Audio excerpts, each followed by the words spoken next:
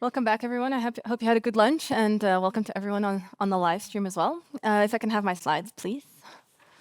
So 6 years ago, I was working in finance, and I had what I call my quarter life crisis, and I quit my job and dedicated my life to making AI more sustainable.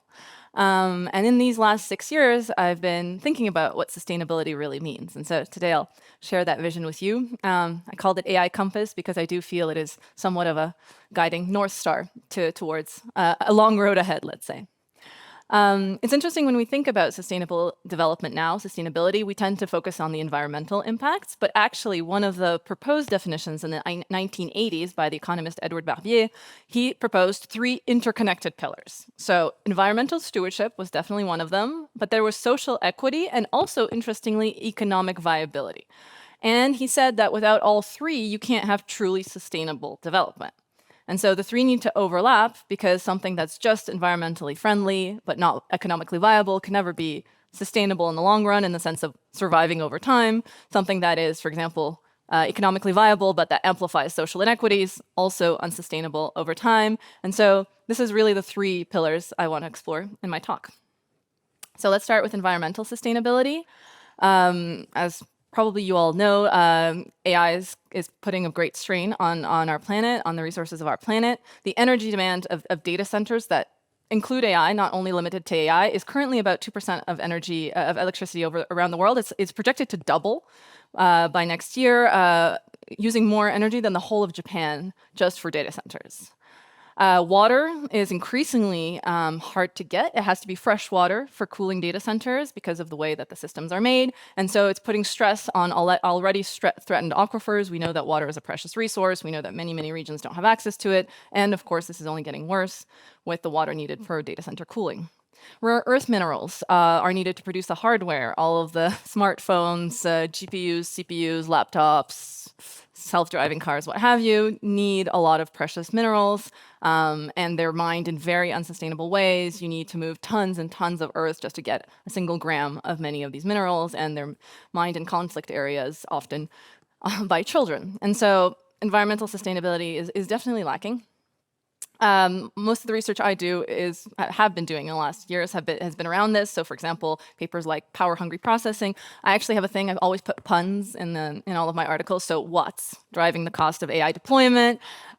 We evaluated the impacts of environment in terms of deploying AI models, but I also look at the broader life cycle because typically in life cycle assessment, like whether you're looking at a pair of jeans or a car or what have you, you look at the life cycle, not only the usage, but how the object was made, how long it's used for, how many usages you can get out of it, et cetera, even the end of life, for example. It's an interesting question. What does end of life mean for AI? But in general, we try to look at above and beyond just the usage and over the whole life cycle of AI. And so, for example, this is from a paper of mine from a couple of years ago, we found that just for a single large language model, and this is a small large language model by today's standards, so it was 176 billion parameters. Now, DeepSeek, for example, the recent DeepSeek model was 800 billion parameters, so it's a small large language model.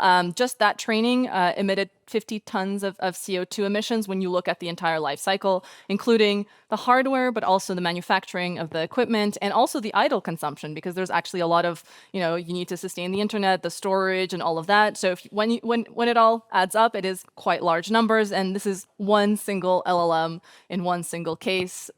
3 years ago, actually, the study came out. So this is really ballooning. So this is the environmental angle. Now, in terms of social sustainability, there's some really interesting societal rebound effects. When you make some changes, you create some new technologies, and they have these, it's like dropping a pebble in water, it has these ripple effects, rebound effects. So for example, we can say that, yes, we are making savings in resource use. AI is getting more efficient.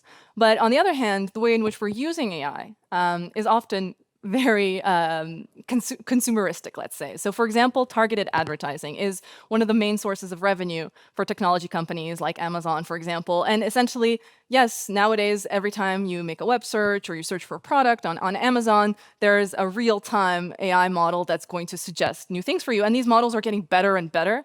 Sometimes people are like, my phone is spying on me. No, it's not spying on you. You're just so predictable. We're so predictable.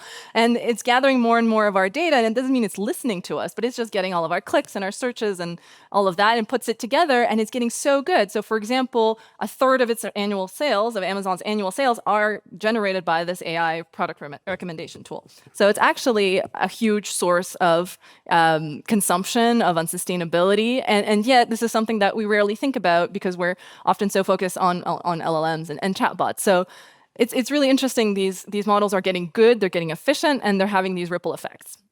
Another effect that I like thinking about is dematerialization. So for example, AI systems have mostly, at this point, replaced dictionaries, maps, and recipe books. Like the other day, I was in the car with my daughters, and then I was like, back in the day, we had paper maps. And they were like, you guys were pirates? You know, like they haven't seen a paper map in their life. And so we can think that this is sustainable, right? Because instead of having 12 maps for your state or for your province, you have a single phone that you always use. But we have less objects, essentially. But what happens, sorry, seems to be stuck a little bit. But what happens to all of the other impacts that this has? Can you advance it? It seems to be a little stuck. Oh, there you go. So yeah, so essentially you can use your phone to navigate. You can use ChatGPT to generate a recipe. Nowadays, like especially when I talk to younger generations, they say they don't even have recipe books. They'll either ChatGPT it or Google it, have it generated on the fly based on what they have in their fridge.